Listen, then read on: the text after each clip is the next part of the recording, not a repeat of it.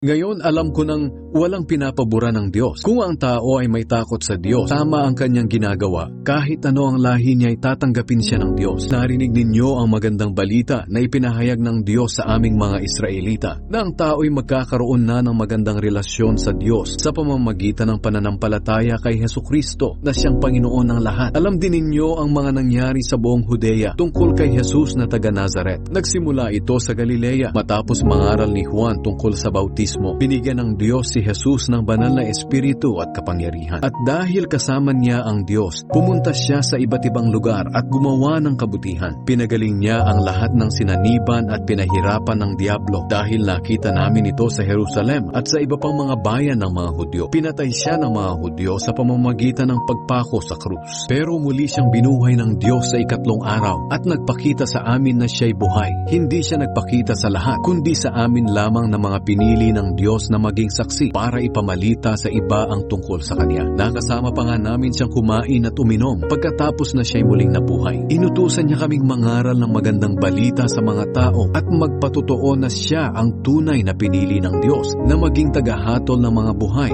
at ng mga patay. Si Hesukristo ang tinutukoy ng lahat ng propeta nang ipahayag nila na ang lahat ng sumasampalataya sa Kanya ay patatawarin sa kanilang mga kasalanan sa pamamagitan ng Kanyang pangalan.